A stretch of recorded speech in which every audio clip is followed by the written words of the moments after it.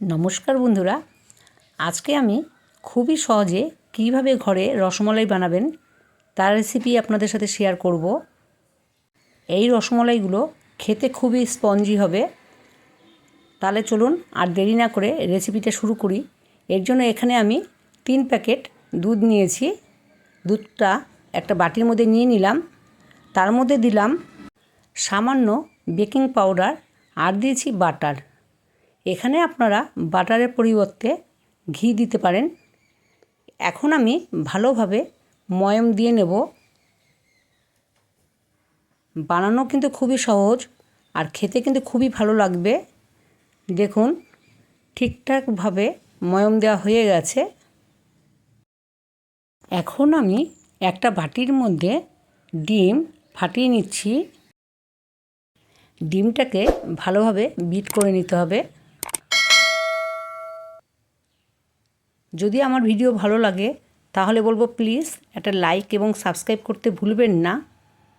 দেখুন ভালোভাবে বিট করা হয়ে গেছে।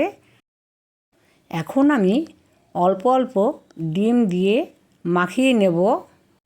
একটু নরমভাবে মাখিয়ে নেব।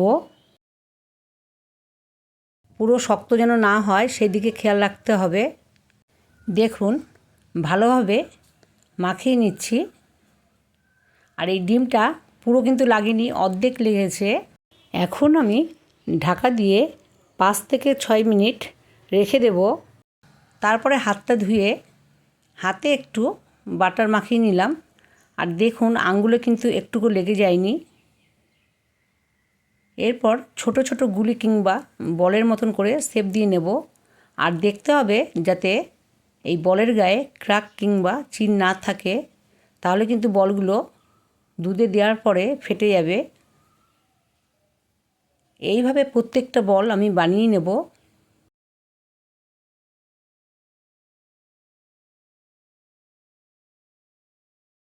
দেখুন হয়ে গেছে।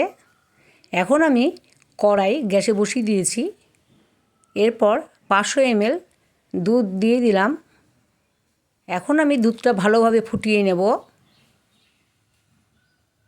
এরপর এখানে আমি 4খানা এলাচ ফাটিয়ে দেব।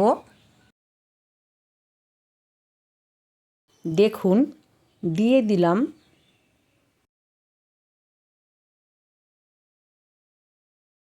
এরপরে 3 চামচ এখানে আমি চিনি দেব। আপনারা চিনিটা বাড়িয়ে কমিয়ে দিতে পারেন।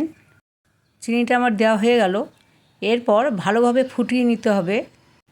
দুধটা ভালোভাবে ফুটিয়ে নিলে তাহলে খেতে ভালো লাগবে। এখন আমি বলক আসা অবধি ওয়েট করব। দেখুন দুধটা কিন্তু ভালোভাবে ফুটে গেছে।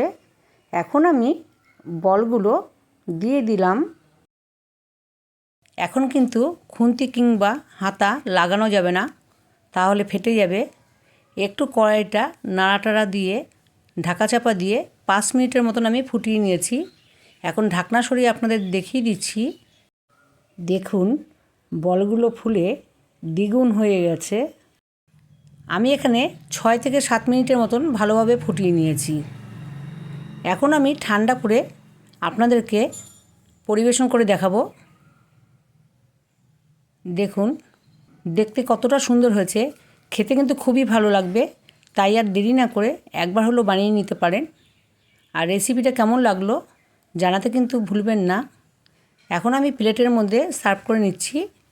এরপরে একখানা আমি কেটে আপনাদেরকে দেখিয়ে দেব। দেখুন কতটা সফট হয়েছে।